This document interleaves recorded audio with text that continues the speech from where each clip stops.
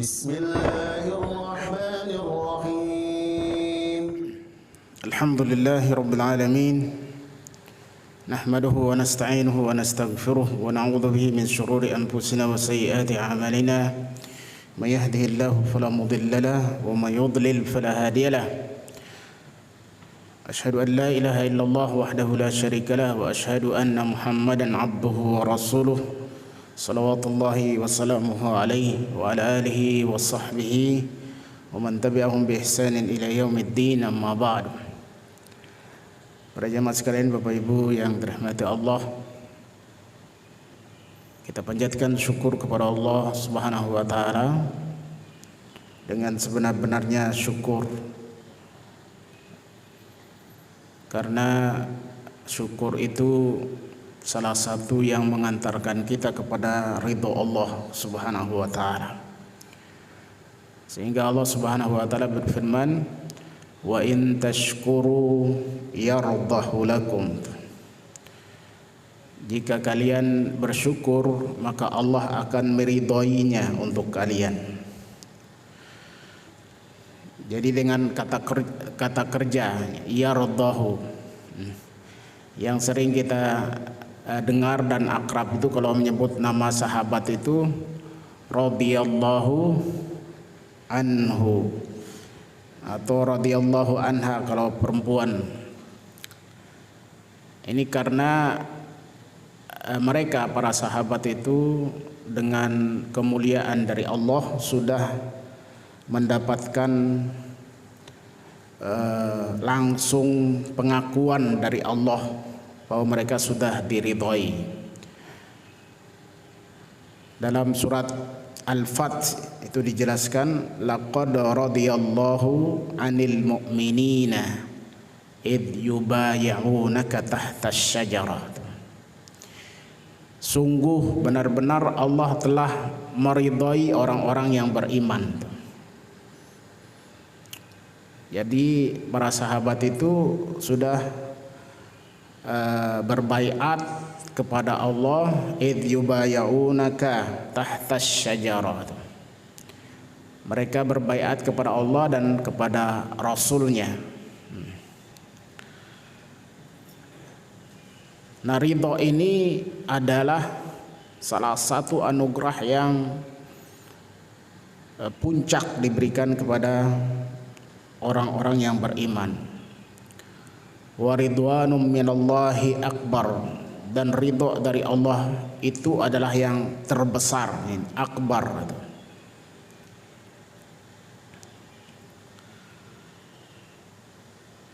Nah, ridho yang juga menjadi panggilan untuk orang-orang yang terbaik dalam hidupnya dan mengakhirinya dengan husnul khotimah, yang sering kita dengar di akhir dari surat Al-Fajr. A'udzu billahi minasyaitonir rajim, ya ayyatuhan nafsul mutmainnah irji'i ila rabbiki radiyatan mardiyah fadkhuli fi ibadi wadkhuli jannati. Wahai jiwa yang tenang, ya, jadi tenang dalam keimanannya, ya, tenang dalam keyakinannya kepada Allah Subhanahu wa taala, tenang dari segala godaan-godaan hawa nafsu yang ammarah bisu, tenang dari segala penyesalan-penyesalan al-lawwamah. Ini karena ada 3 macam jiwa tuh. Ada jiwa yang al-ammarah bisu, ini yang paling buruk, selalu menyeru kepada keburukan dan kemaksiatan. Jadi yang ada dalam lintasan-lintasan nafsunya itu hanya bagaimana memuaskan hawa nafsu, ammarah bisu.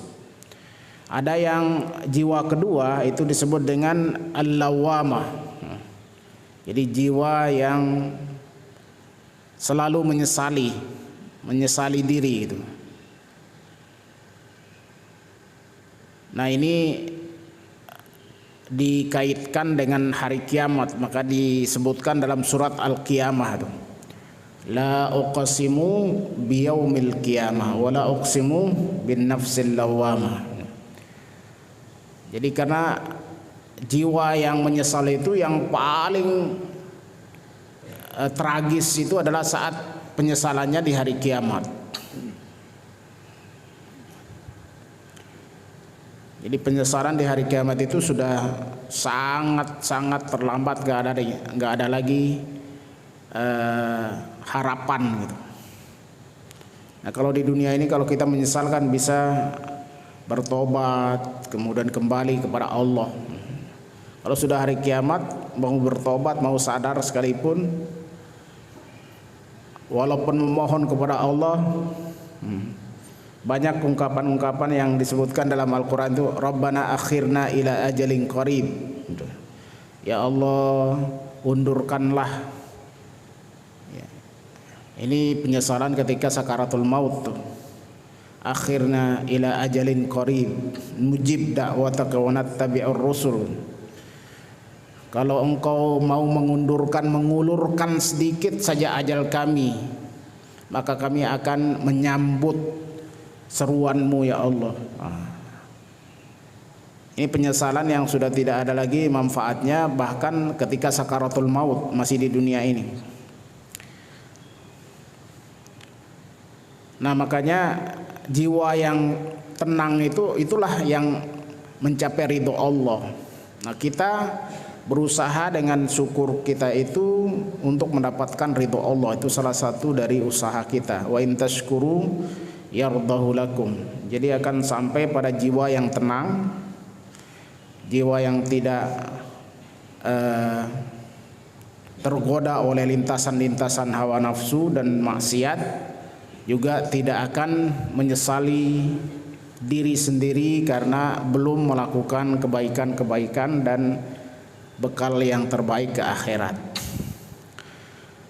Nah, kemudian kita bersalawat kepada Rasulullah Shallallahu Alaihi Wasallam. Nah, beliaulah yang telah menunjukkan kepada kita bagaimana kita bersyukur yang terbaik gitu. Nah, bersyukurnya Rasulullah Shallallahu Alaihi Wasallam itu dengan benar-benar bertakarub kepada Allah. Nah, gambaran sederhananya para jamaah sekalian, suatu malam Ibunda Siti Aisyah radhiyallahu anha, istri Rasulullah sallallahu alaihi wasallam, itu beliau mencari-cari Rasulullah, kehilangan di tempat tidurnya. Nah, ketika mencari-cari karena gelap ya, di saat itu ya bukan kayak kita sekarang tinggal nyalain lampu, sudah ada listrik. Kalau dulu kalau harus pakai lampu ya, kita gak bisa bayangkan gitu. Jadi mencari-cari Rasulullah dan ketemu tumitnya, dan beliau sedang sujud dan beliau sedang menangis mengadu kepada Allah Subhanahu wa taala dan sedang menghadap kepadanya. Nah, setelah lama ditunggu selesai sholat Rasulullah, beliau katakan begini, wahai kanda, itu bahasa seorang istri kepada suaminya tentunya. Jadi cuman dalam hadis itu digambarkan dengan gambaran yang teks nas hadis. Bukankah Allah telah mengampuni seluruh dosa-dosa Kakanda gitu, sudah merahmati, sudah menjamin masuk surga, kenapa harus berdiri qiyamul lail dengan sangat panjang sampai bengkak-bengkak kaki? Dalam bahasa hadis ini yatafattara qadamahu. Jadi tatafattara qadama itu artinya orang kalau lagi berdiri lama itu apa namanya, pegal-pegal kaki, kayak kalau kita mungkin kebanyakan di zaman ini kalau lama nyetir gitu Pak.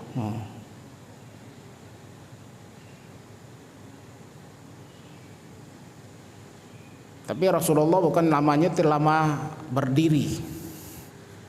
Nah, jawaban Rasulullah singkat Pak. Afala akunu abdan syakura, katanya. Wahai Aisyah, kalau Allah sudah menganugerahkan segala kemuliaan itu kepadaku, bukankah aku seharusnya menjadi hamba yang syakur?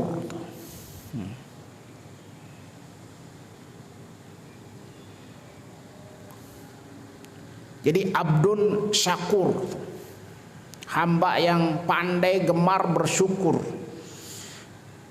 yang asyik bersyukur. Nah, asyik bersyukurnya Rasulullah itu memanjangkan sholat di malam hari. Sebab kalau sholat wajib, beliau jadi imam, itu sangat memperhatikan kondisi makmumnya. Nggak mungkin beliau memanjangkan sholat sepanjang-panjangnya sebagaimana kalau beliau sholat sendiri. Dan kesempatan yang paling indah, paling nikmat itu, paling nyaman untuk melampiaskan kerinduan kepada Allah adalah dalam sholat tahajud.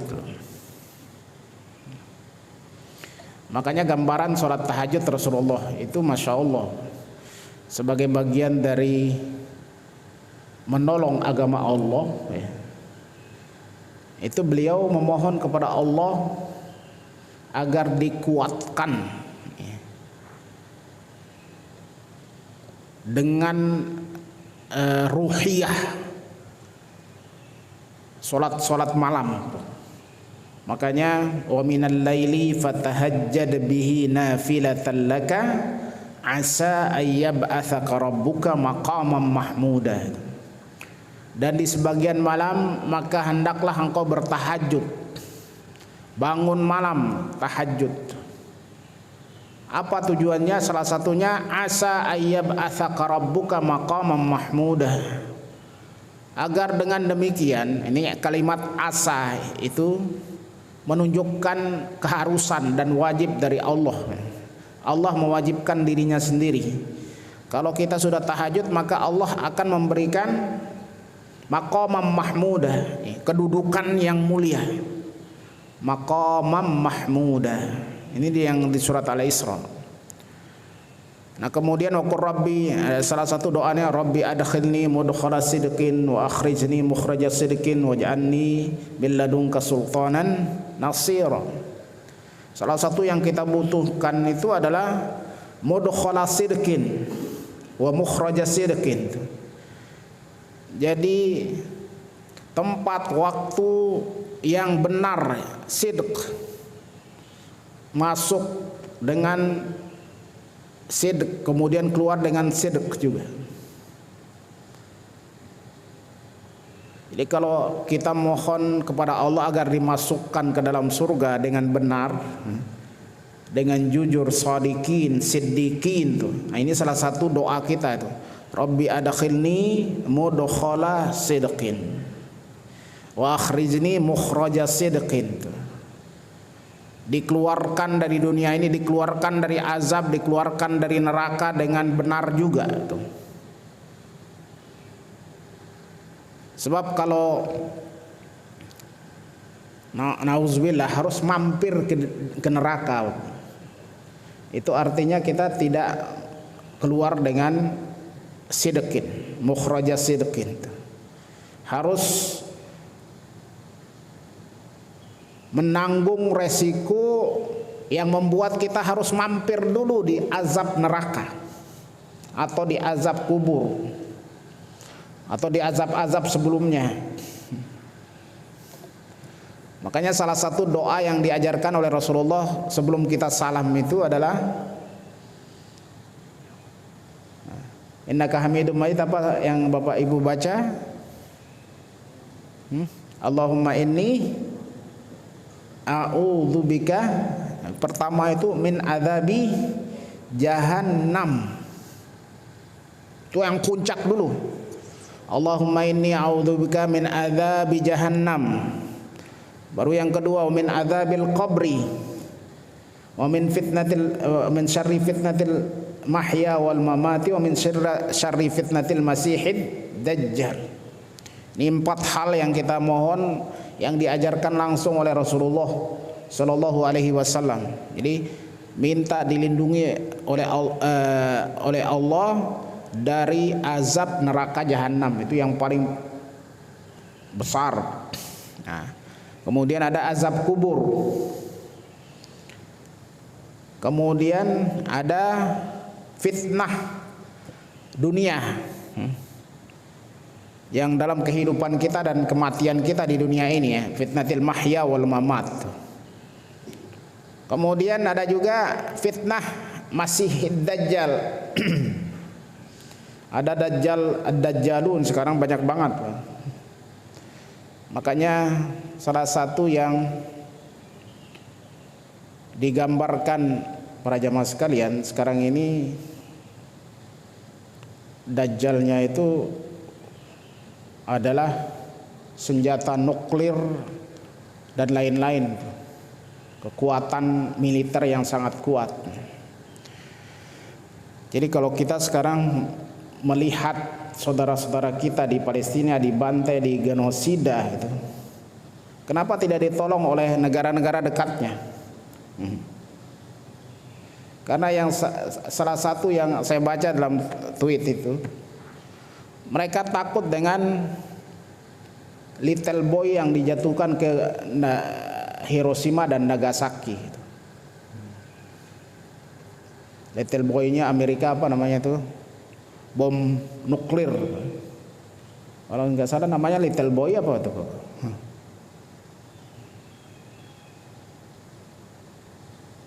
Nah, itu yang juga ditakutkan karena salah satu menteri Israel itu sudah mengancam akan menuklir Gaza itu dan viral itu.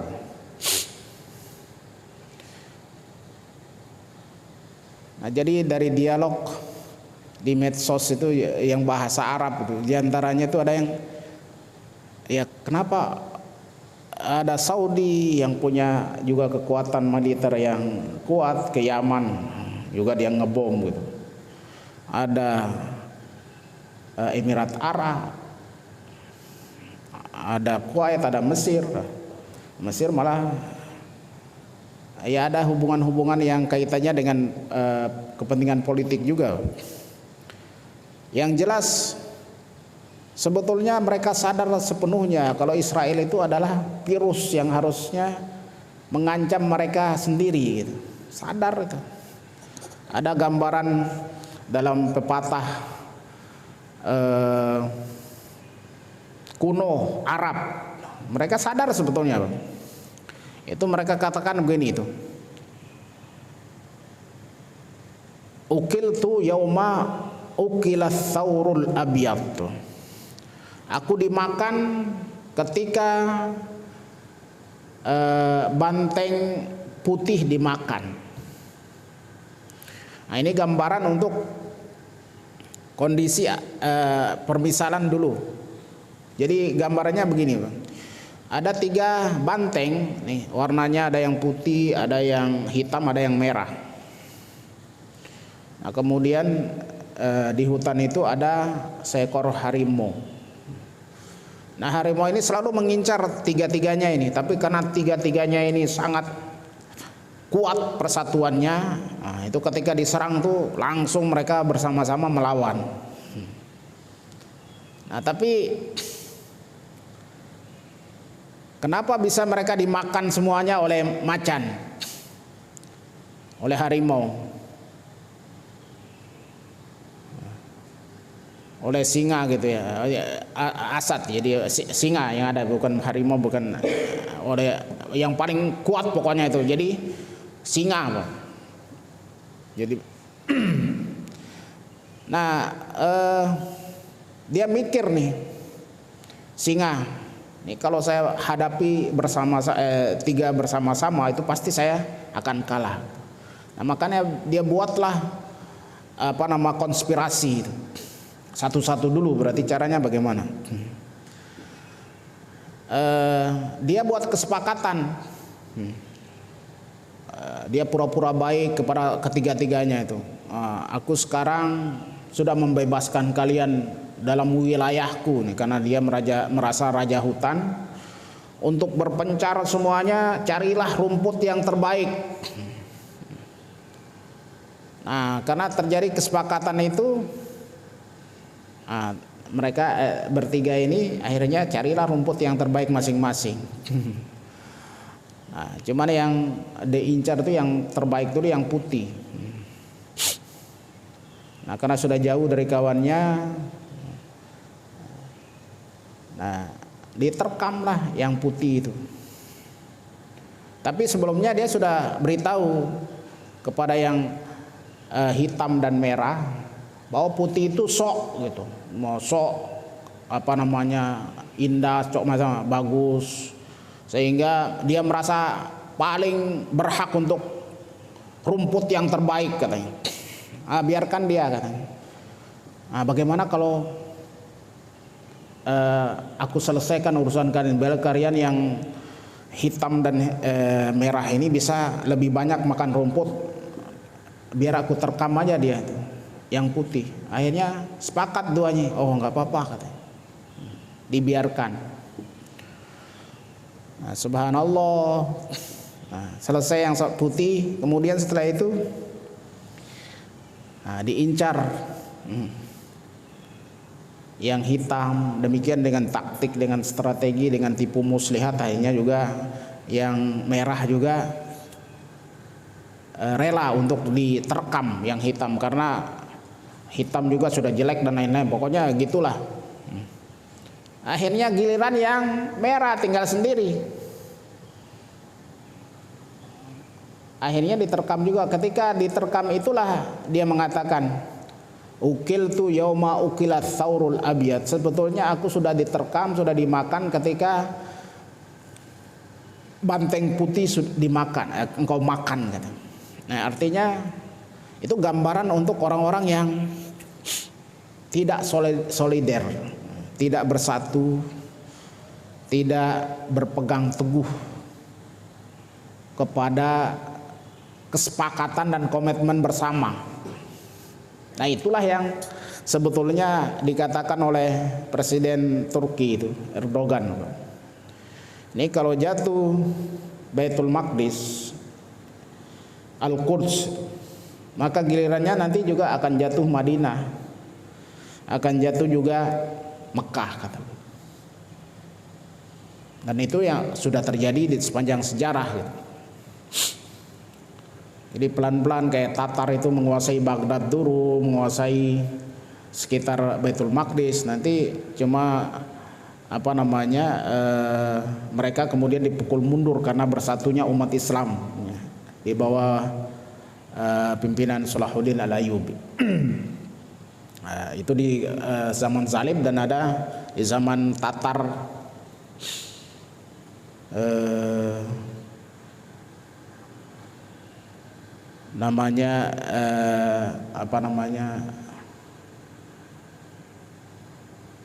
Qutbuddin Izzuddin namanya, bukan Izzuddin Al-Qassam. Ada satu lagi itu yang dari Mesir.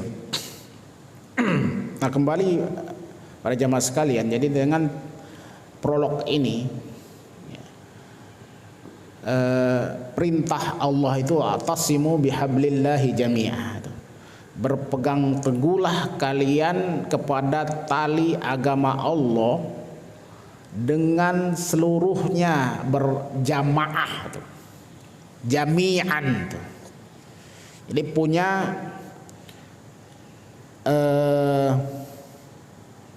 ikatan yang sangat kuat dengan agama Allah dan bersama-sama. Jami'an tuh. Wa'tasimu bihablillahi jami'an wala tafarraqu. Jangan kalian bercerai-berai. Nah, inilah yang membuat kondisi umat ini benar-benar digambarkan oleh Rasulullah Shallallahu Alaihi Wasallam dalam hadis beliau itu. Ini hadis yang panjang tuh. Beliau katakan, yusiku antada'a alaikumul umam. Hampir saja bangsa-bangsa memperebutkan kalian untuk dimangsa, kata. Sebagaimana binatang buas memangsa dan berebutan untuk makan. Masya Allah. Kemudian para sahabat mengatakan, bertanya, wahai Rasulullah, amin killatin nahnu yauma idzin, gitu. Apakah saat itu wahai Rasulullah kami diperebutkan oleh musuh-musuh dan bangsa-bangsa itu dalam kondisi sedikit, gitu. Rasulullah malah mengatakan, bal antum katsir, gitu. Bahkan kalian tuh banyak, mayoritas. Walakinnakum gutha'un ka gutha'is sail. Tapi kalian dalam kondisi seperti buih, seperti buih yang ada di lautan dan seperti buih di saat banjir. Jadi terombang-ambing kemanapun arus, kemanapun angin bertiup, kesitulah. Ini kondisi orang-orang yang tidak berpegang teguh kepada agama Allah, tidak menolong agama Allah. Ini kalau kita bandingkan dengan kondisi para hawariyun, ini di surat As-Saff, orang-orang yang berkomitmen dengan nahnu ansarullah. Itu disebutkan dalam riwayat hanya 12 orang.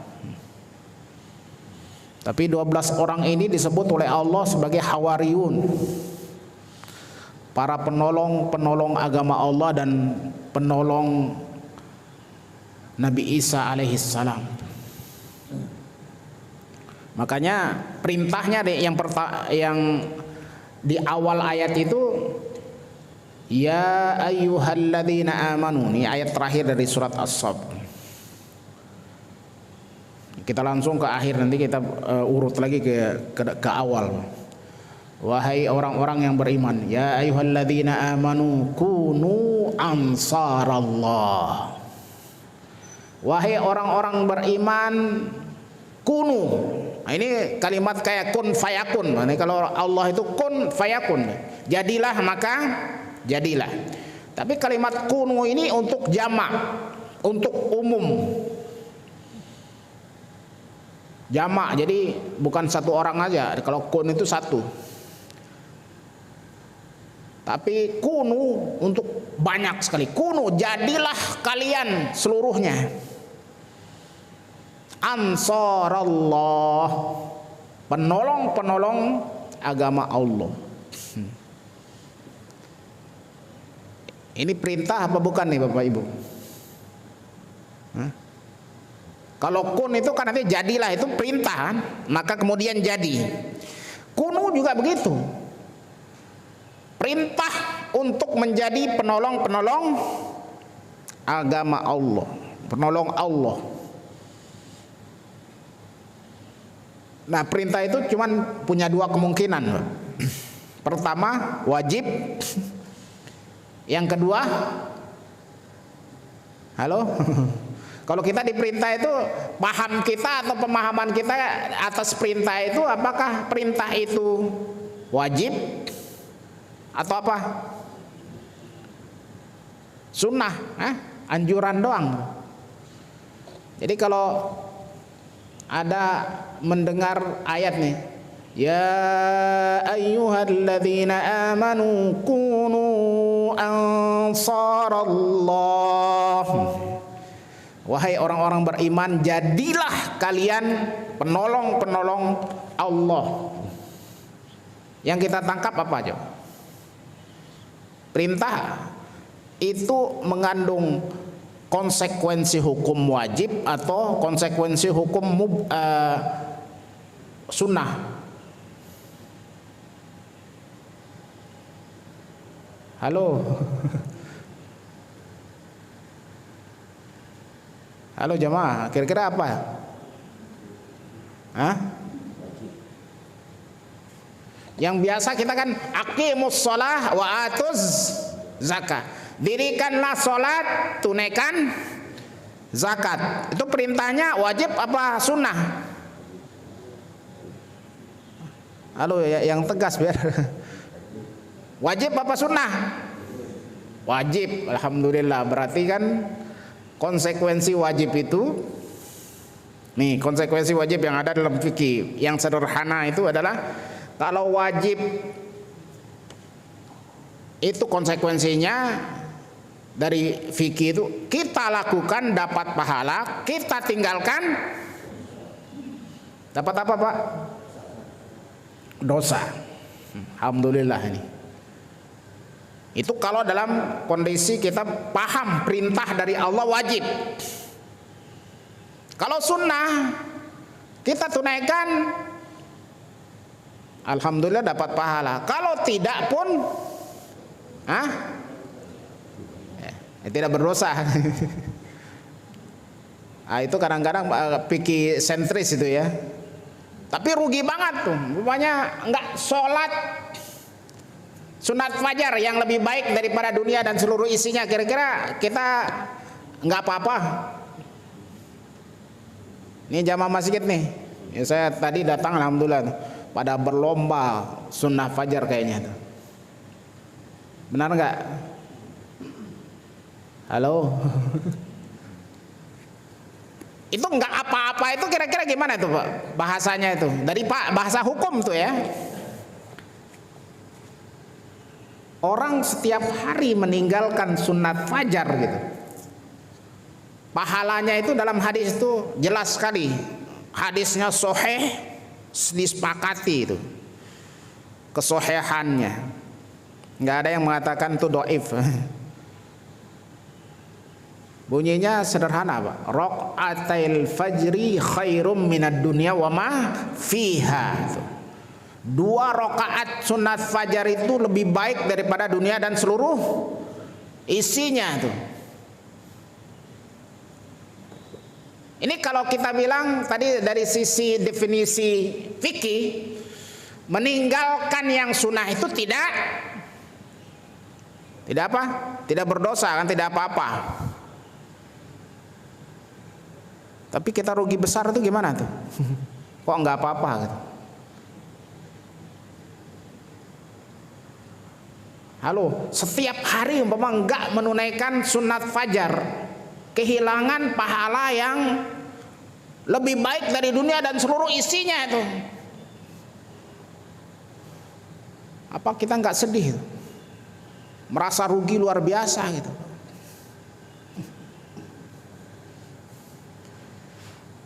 Orang kalau kehilangan motor aja itu stres besar, Pak. Kadang-kadang ngelapor juga malah nggak dapat juga. Sudah dipermak, sudah diapain semuanya, sudah dipretelin, gimana lagi mau ketemu motor. Bahkan tetangga saya, masya Allah, dianggap nggak. Di samping masjid lagi rumahnya, masya Allah, terlalu husnuzon. Mobil bak tuh, mobil apa kayak carry apa tuh, yang buat ngangkut barang tuh ya, dianggap nggak ada yang ngincar gitu Pak. Hilang berapa bulan yang lalu, ada ilaha illallah. Dicari rupanya itu sudah dipotong-potong Pak. Jadi subhanallah, ini kalau utuh itu mudah dicari itu. Ternyata itu dipotong. Jadi dipreteli apa semua. Jadi dijual onderdilnya ternyata. Subhanallah.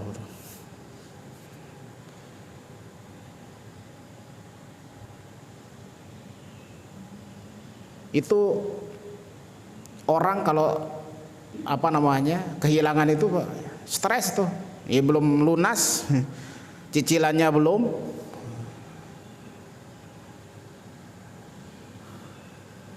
Untuk usaha anaknya lagi tuh. Sampai sekarang belum bisa beli lagi.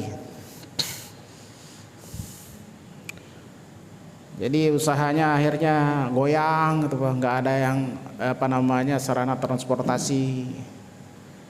Nah, kita kehilangan dunia dan seluruh isinya itu tenang-tenang aja tuh sebagian muslim. Nggak merasa rugi itu, nggak sholat dua rakaat. Gimana kita mau menjadi penolong agama Allah kalau begitu? Ini kalau di masjid ini itu kita mengurus masjid Allah namanya. Masajid Allah itu namanya. Semua masjid itu adalah masjid Allah. Ini rumah Allah, tempat paling dimuliakan oleh Allah. Jadi tempat paling mulia itu dalam hitungan derajat paling tinggi ya pasti Masjidil Haram, Pak. Masjid Nabawi dan Masjid Al-Aqsa. Nah setelah itu masjid-masjid berikutnya. Semuanya tempat paling suci, paling dicintai oleh Allah di bumi ini hanya masjid. Nah, maka orang-orang yang mengurus rumah Allah itu mulia sekali. Dalam surat At-Taubah itu disebutkan innama ya'muru masajidallah. Disebut masajidallah, Pak. Sesungguhnya orang-orang yang memakmurkan masjid-masjid Allah, innama ya'muru masajidallah. Apa sifat mereka itu? Man amana billahi. Ini yang pertama. Jadi beriman kepada Allah. Jadi kita datang ke sini memakmurkan rumah Allah itu berkahnya sangat banyak karena kita bekerja untuk Allah.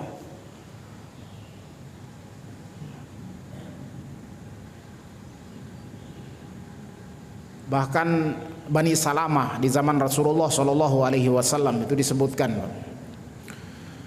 mereka itu saking mendapatkan ketenangan di masjid itu karena rumahnya jauh, minta izin kepada Rasulullah Shallallahu Alaihi Wasallam untuk pindah bersama-sama kampung namanya Bani Salamah. Merasa tidak terlalu cepat ke masjid, ada keberkahan di masjid ketinggalan gitu. Kadang kalau sholat tahiyat, qobliyah ketinggalan gitu. Maka mereka minta izin kepada Rasulullah untuk pindah dekat ke Masjid Nabawi. Akhirnya disetujui oleh Rasulullah. Nah, mereka sudah siap-siap pindah.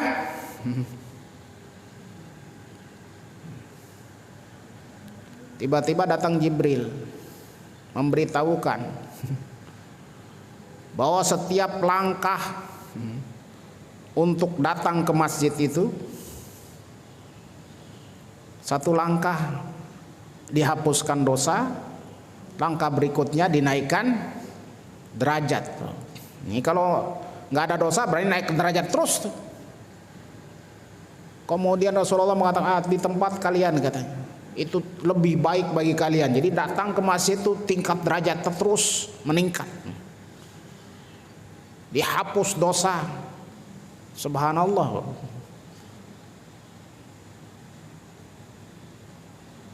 Jadi kedua-duanya baik gitu. Pingin pindah dekat ke masjid baik. Tapi kalau tetap di tempat, tapi tetap berusaha untuk dekat ke masjid. Dan saat itu dihitung dengan langkah, masya Allah tuh. Jadi semuanya kebaikan. Datang ke rumah Allah, masajid Allah. Innama ya'muru masajid Allah. Ini yang paling jauh siapa di antara kita nih, Pak? Ke Masjid Darul Razak.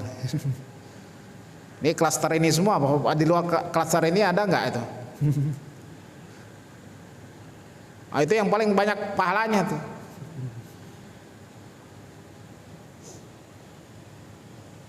Nah, ini tempat yang harus kita bela gitu. Ini tempat yang harus kita benar-benar makmurkan tuh. Man amana billah. Kemudian wal yaumil akhir, beriman juga kepada hari akhir itu.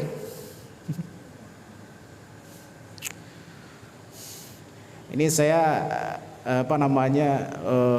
kagum dengan fanatisme komunitas-komunitas, Pak ya. Ada komunitas motor gede, moge itu, komunitas. Ada juga yang motor antik itu yang 125 yang motor itu sangat antik itu. Subhanallah itu. Ngerawatnya aja sudah susah, under dirinya aja udah itu tahun keberapa, tahun 70-an apa 60-an tuh.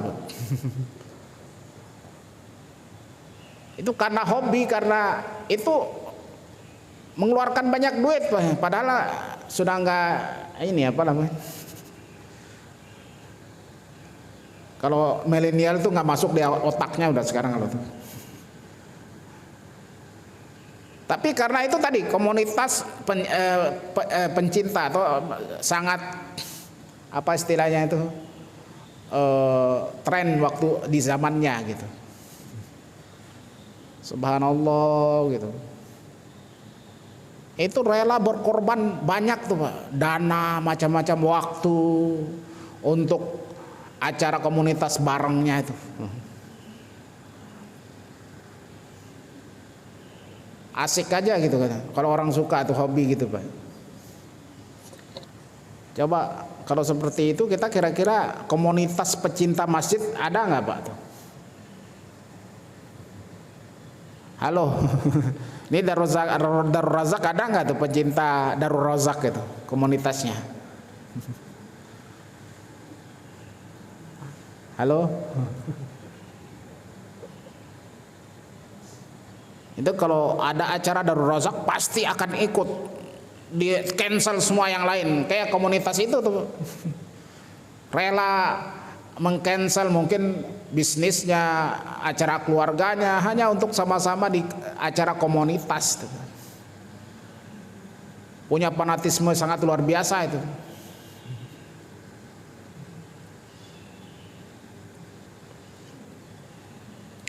Dulu ada namanya ulama Mesir sebelum bertobat itu beliau Umar Al-Tilmisani namanya. Itu beliau adalah pecinta perburuan. Jadi dimanapun beliau tuh tempat berburu tuh pergi. Sampai ke Indonesia ini ada berburu babi ikut tuh. Karena kaya raya beliau. Nah, suatu saat beliau ditegur oleh seorang dai gitu. Kenapa Anda begitu perhatian terhadap binatang gitu? Suka dengan binatang, diburu lagi. Jadi di rumahnya kayak kebun binatang aja tuh.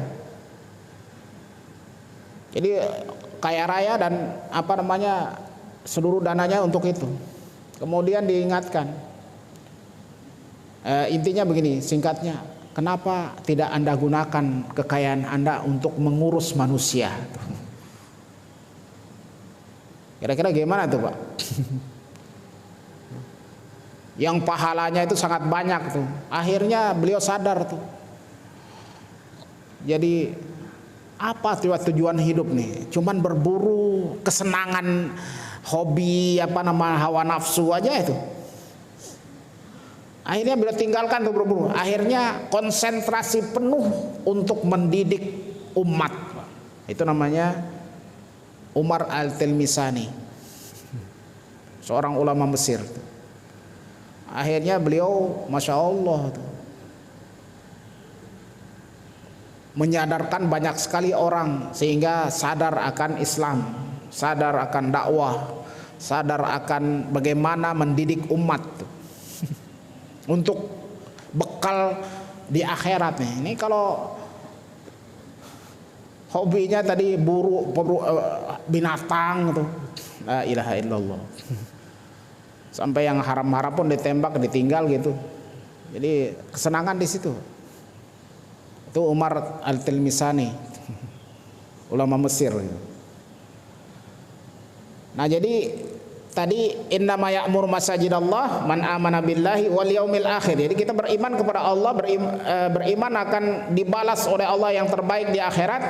Yang ketiga wa aqamas shalah, mendirikan salat. Yang keempat wa ataz zakah. Yang kelima walam yakhsha illallah, dan tidak takut melainkan hanya kepada Allah. Tidak takut apa-apa. Tidak takut bisnisnya, tidak takut. Masya Allah kalau lagi di apa namanya di Gaza, Pak. Yang terakhir itu kan ada dua tentara Israel itu masuk ke masjid, satunya di mimbar pakai senjata laras panjangnya, pakai sepatunya menginjak-injak masjid tuh. Ini karena yang lainnya sudah pada mengungsi itu.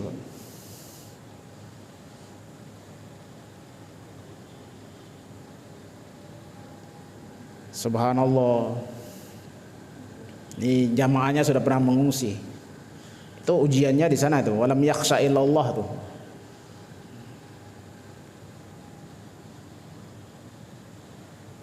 Jadi ada orang-orang yang sudah tua yang gak bisa berjihad lagi, terpaksa harus ngungsi ke tempat yang aman.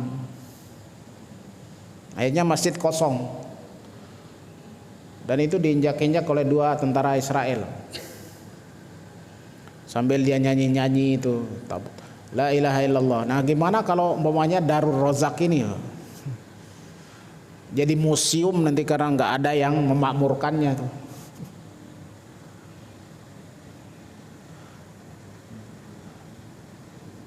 Nah, jadi ini fa'asa ulaika ayyakunu minal muhtadin, itulah orang-orang yang diberi hidayah oleh Allah tuh.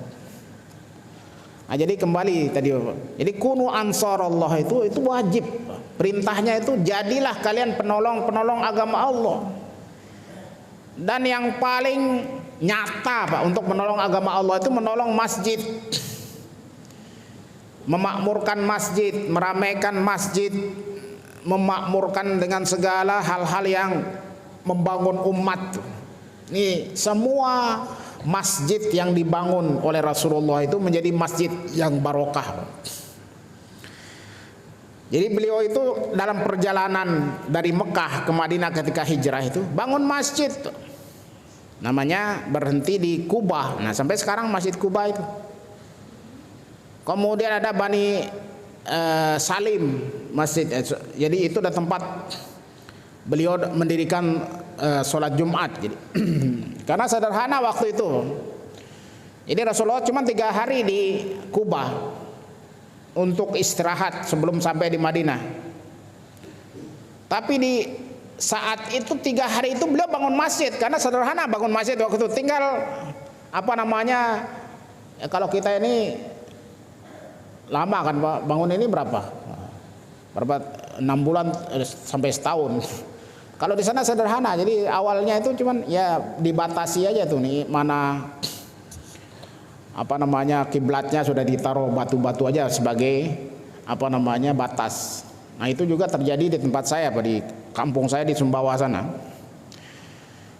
Itu kadang-kadang kita buat musola ini di sungai, karena mandinya di sungai sana. Jadi pakai batu. Jadi sholatnya itu kita ratain batu. Nah, nanti sudah ada tempat imamnya kemudian. Nah, itu jadi kalau sholat asar habis mau main tuh sholat di situ Pak. Itu waktu saya kecil tuh. Baru nanti habis main, baru maghribnya ke musola yang benaran. Ini musolanya kalau anak-anak itu sholat asar di sungai.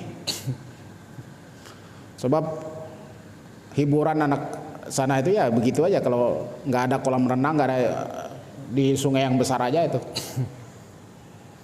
Nah, itu pengalaman saya waktu kecil tuh. Nah, jadi kembali Pak, subhanallah,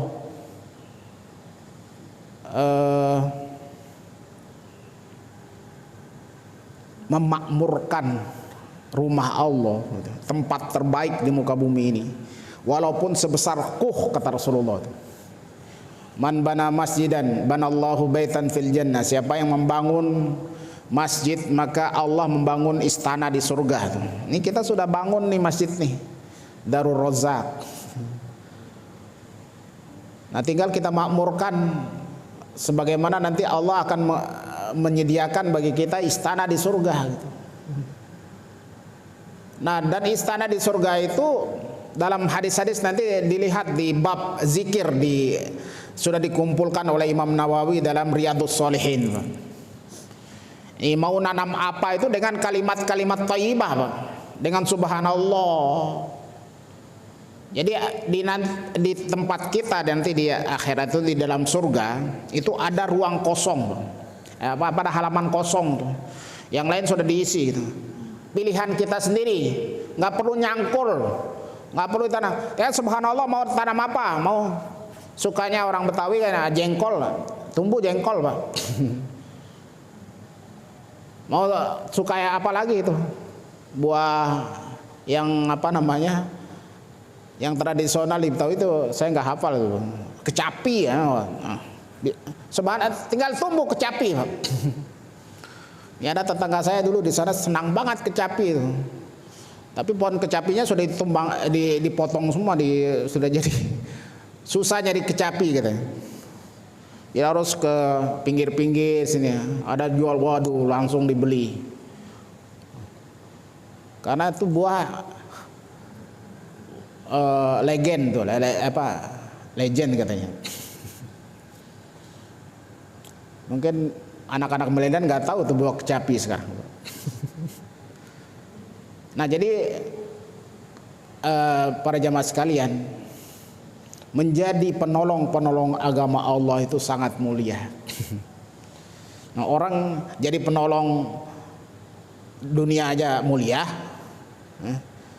jadi penggemar dunia aja mulia, senang itu. Ada orang mengatakan itu terhormat. Ini sekarang aja jadi capres saja sudah terhormat, jadi tim sesnya katanya terhormat juga gitu.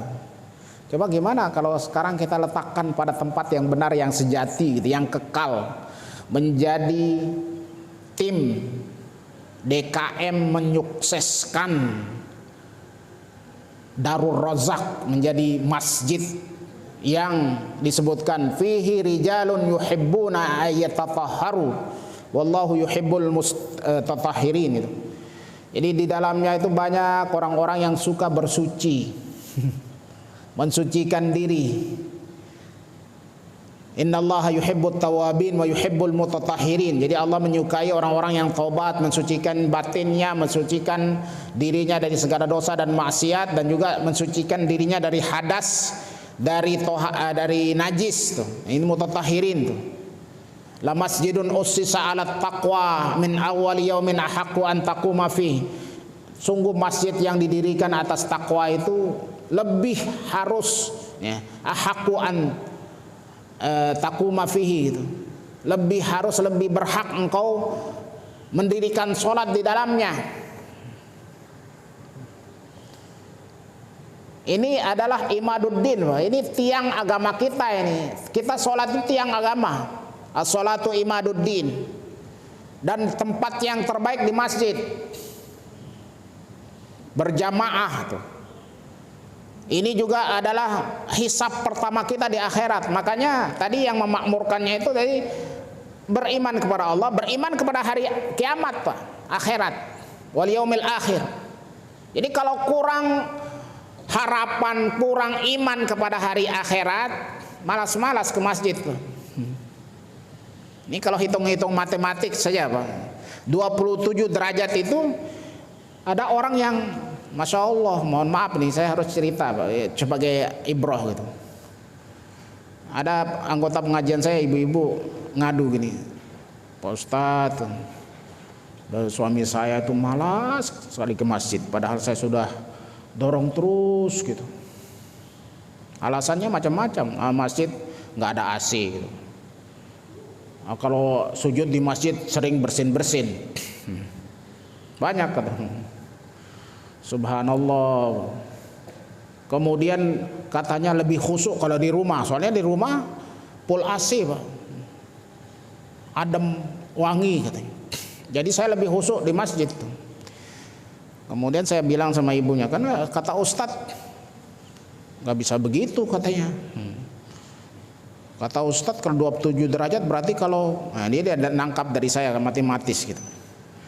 5 kali sholat berarti kalau 5 derajat kan 5 doang Pak. Sementara kalau 27 derajat ada 135 derajat Pak. 5 kali 27 kan berapa? 135 Pak. Jadi kalau orang sholat di rumahnya melulu 5 kali sehari semalam 5 derajat doang tuh, sudah rugi 130 derajat itu per hari itu Pak. Nah, itu kalau nggak beriman kepada hari akhirat susah tuh. Karena yang diyakini oleh setiap mukmin itu salah satunya rukun imannya harus beriman kepada yaumul akhir Pak, beriman kepada Allah, beriman kepada malaikat, kepada kitab-kitab, kepada Rasul. Yang kelima beriman kepada hari kiamat, baru takdir baik dan buruk. Jadi kalau orang malas ke masjid itu pasti bermasalah dalam rukun imannya. Makanya innama ya'muru masajidallah man amana billahi wal yaumil akhir tuh. Kepada Allah, beriman kepada Allah, kepada hari akhir, mendirikan sholat, menunaikan zakat tuh. Nah, di masjid itu paling layak untuk ada las di masjid tuh, lembaga amil zakatnya. Insya Allah amanah-amanah. Kalau nggak amanah pasti ketahuan sama jamaah lain soalnya. Ada kontrol berjamaah di situ. Pasti ketahuan, dibuka oleh Allah kalau orang mau macam-macam di masjid tuh. Kontrolnya oleh jamaah soalnya langsung. Ini kalau lembaga yang lain yang tidak di masjid kadang-kadang susah kita cek tuh. Ya bukan kita nggak percaya, tapi lebih mudah kita mengeceknya kalau ada panitia zakatnya di masjid Pak. Dan lebih terakomodir untuk jamaah di sekitar gitu. Ini kalau dikumpulkan kan namanya sentralitas gitu Pak. Dari ini naik ke kabupaten, naik ke provinsi, naik lagi ke pusat. Waduh, sudah susah tuh Pak. Tepat sasarannya susah udah tuh. Tapi kalau di sini kan sudah jelas nih. Kalau sudah surplus di sini baru diarahkan ke tempat yang lain. Nah, itu sebetulnya yang jadi konsen sentralnya masjid luar biasa, wa ataz zakat. Fungsi zakatnya. Makanya kata Rasulullah Shallallahu Alaihi Wasallam tuh, suatu hari beliau nih sebagai penutup Bapak Ibu yang dirahmati Allah Subhanahu Wa Taala, sebentar lagi syuruk. Rasulullah habis sholat zuhur tuh, assalamualaikum tuh. Tidak biasanya beliau kan rumahnya sebelah kiri, kalau ini raudhah, raudhah sebelah kanan. Nah beliau sebelah kiri rumahnya. Raudhah memang raudhah sebelah kiri, sebelah kanan lain lagi. Jadi mimbar Rasulullah dan rumahnya itu. Jadi beliau langsung ke kiri, masuk rumahnya. Para sahabat sudah khawatir nih, ada terjadi apa-apa dengan Rasulullah kok langsung. Tiba-tiba beliau langsung balik lagi. Beliau katakan, sesungguhnya aku tadi ingat, kata, setelah sholat ada 2 dinar belum aku bagikan. Langsung Rasulullah bagiin kepada yang berhak. Takut nanti ke asar sudah enggak ada umur gitu. Subhanallah. Nah, itu saat-saat di masjid lah kita bisa saling membangun kesadaran ukhuwah.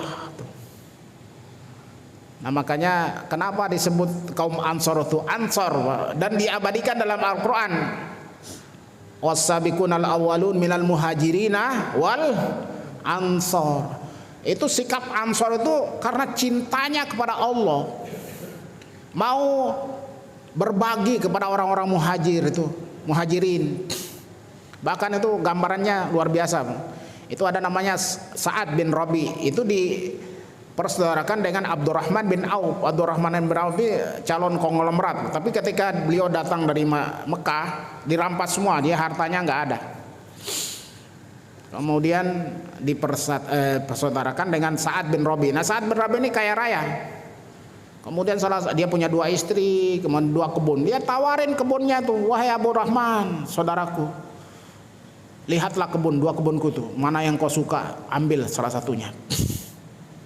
Tapi masya Allah, bahkan istrinya pun ditawarin, bang, mana yang cantik silakan, nanti saya ceraiin gitu. Nah, karena waktu itu masih sedikit, belum ada banyak, sampai Rasulullah pun menikahi Aisyah yang masih kecil gitu, karena nggak boleh menikahi orang musyrik gitu.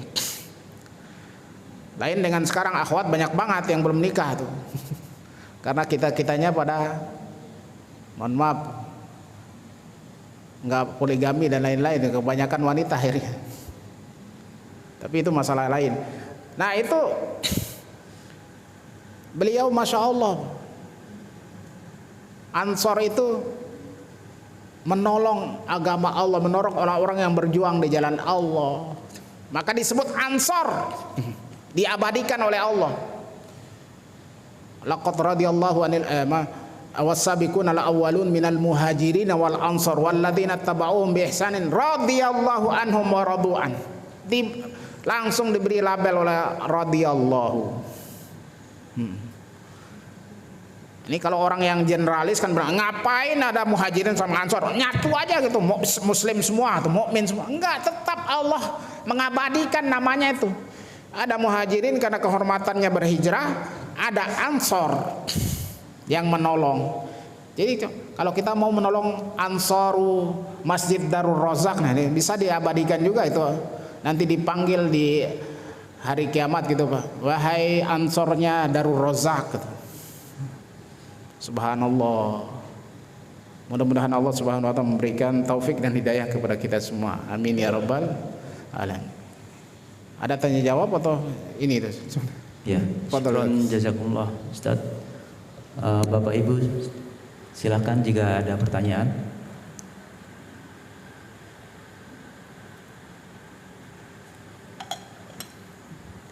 Baik Pak Ustaz, saya bertanya. Tadi Pak Ustadz sebutkan bahwa pada zaman Nabi Isa pengikutnya disebut Hawariyun dan merupakan kelompok penolong agama Allah pada masanya. Kemudian pada zaman Rasulullah pengikut utamanya disebut sahabat yang juga merupakan penolong agama Allah pada masanya. Nah, apa bedanya Hawariyun dengan sahabat? Kenapa kalau sama-sama pengikut Nabi istilahnya berbeda? Syukran Ustaz.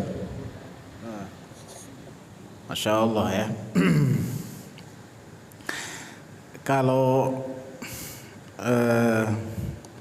istilah, ini istilah sebetulnya namanya yang disepakati namanya itu Ansarullah, penolong agama Allah. Ini istilah dalam Al-Quran itu, kunu ansarallah. Ini di ayat yang terakhir yang saya baca tadi itu. Nah, jadi cuman setelah itu diperinci. Kama qala Isa bin Maryam lil hawariyin, man ansori ilallah. Ini tetap dengan man ansori ditanya. Jadi al-Hawariyun ini mereka disebut ansor juga, cuma untuk istilah khusus yang diberikan kepada pengikut Nabi Isa ini disebut dengan Hawariyun. Nah, coba saya cek apa namanya ayatnya dulu ya, biar nanti bisa dirujuk. Jadi kalau tadi ansornya orang kaum mukminin dari sahabat namanya di surat At-Taubah ayat 100 ya. Kemudian ini surat As-Saff ini. Surat As-Saff ini ayat 14. Nah, ini namanya Hawariyun. Tuh.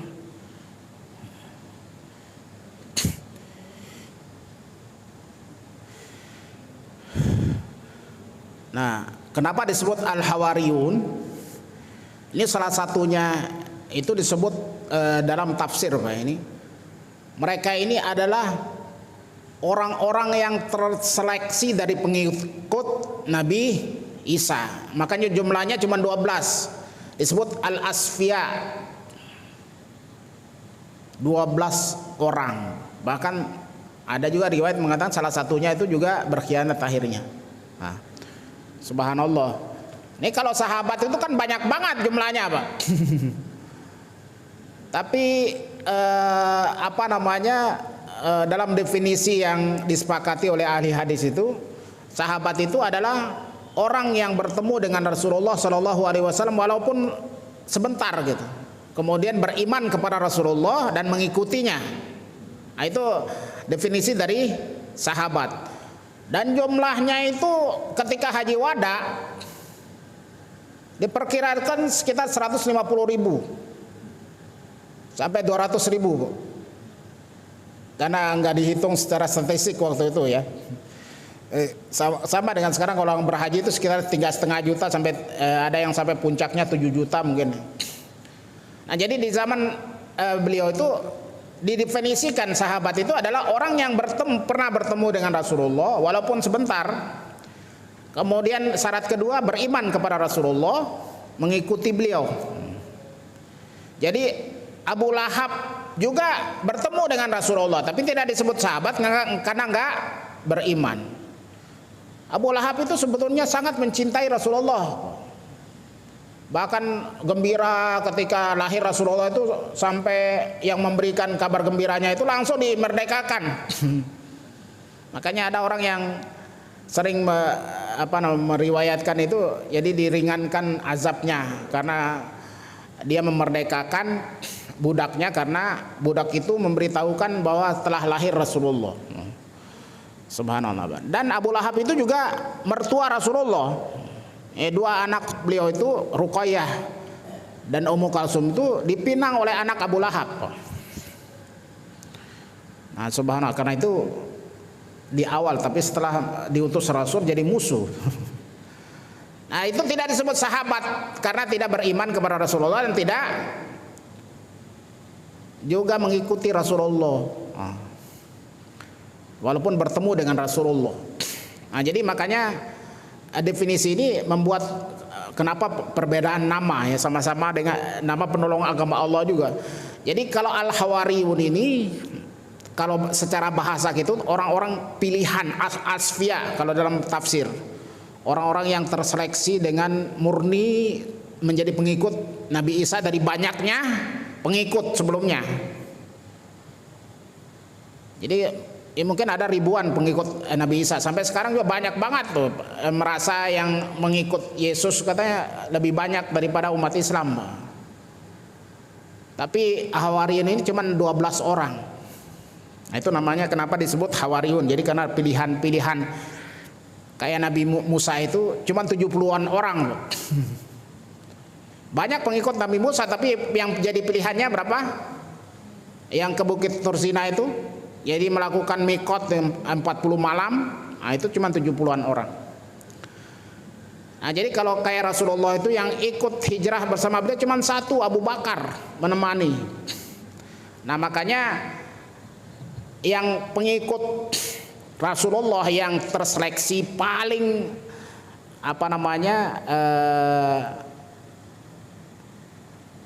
bagus gelarnya as-sabiqun al-awwalun minal muhajirin wal ansor. Itu jumlahnya menurut riwayat itu sekitar 1.500 doang, Pak. 1.500. Itulah orang-orang yang diberi gelar radhiyallahu anhum langsung di saat mereka berbaiat di di Sajaratul Ridwan namanya. Itu di tahun ke-6 Hijriah. Nah, ada juga namanya Ashabu Badar, makanya ada salawatnya itu, salawat Badar itu jumlahnya cuma 300. Itu kata Rasulullah, silakanlah melakukan apa saja seolah-olah itu kepada orang yang telah melakukan mengikuti perang Badar, ashabu Badar itu, tentara Badar itu, karena Allah sudah mengampuni kalian gitu. Enggak mungkin juga melaksanakan dosa gitu. Jadi mereka silakan berbuat apa saja, itu Allah sudah mengampuni. Nah, saking sudah mulianya mereka di sisi Allah Subhanahu wa taala. Nah, jadi Hawariyun itu sebabnya kenapa disebut Hawariyun, sedikit asfiya. Baik. Ada lagi yang lain? Tetap namanya penolong agama Allah juga. Ya, syukur Ustaz. Kami rasa cukup karena sudah Syuruk ya. Syuruk. Khair. Pak Ustaz mohon ditutup dengan doa. Baik. Mari kita beristighfar dulu. Astagfirullahaladzim, astagfirullahaladzim, astagfirullahaladzim. A'udzubillahi minasyaitonir rajim. Bismillahirrahmanirrahim. Alhamdulillahirabbil alamin, hamdan yafi ni'ma yukafi mazida ya rabbana lakal hamdu kama yanbaghi li jalali wajhika wa 'azimi sultanik. Allahumma shalli ala Muhammadin wa ala alihi wa sahbihi wa baraka wa sallam. اللهم اغفر لنا ولوالدينا وارحمهما كما ربيانا صغارا ولجميع المسلمين والمسلمات والمؤمنين والمؤمنات الأحياء منهم والأموات ربنا اغفر لنا ولإخواننا الذين سبقونا بالإيمان ولا تجعل في قلوبنا غلا للذين آمنوا ربنا إنك رؤوف رحيم ربنا أعنا على ذكرك وشكرك وحسن عبادتك ربنا زدنا علما وارزقنا فهما اللهم ارزقنا فهم النبيين وحفظ المرسلين والإلهام ملائكتك المقربين اللهم ربنا اشرح لنا صدورنا ويسر لنا امورنا واحلل عقدة من لساننا يفقهوا قولنا ربنا ارنا الحق حقا وارزقنا اتباعه وارنا الباطل باطلا وارزقنا اجتنابه ربنا اننا نسالك رضاك والجنه ونعوذ بك من سخطك والنار ربنا آتنا في الدنيا حسنة وفي الآخرة حسنة وقنا عذاب النار ربنا هب لنا من أزواجنا وذرياتنا قرة أعين واجعلنا للمتقين إماما سبحان ربك رب العزة عما يصفون وسلام على المرسلين والحمد لله رب العالمين والعفو منكم والسلام عليكم ورحمة الله وبركاته.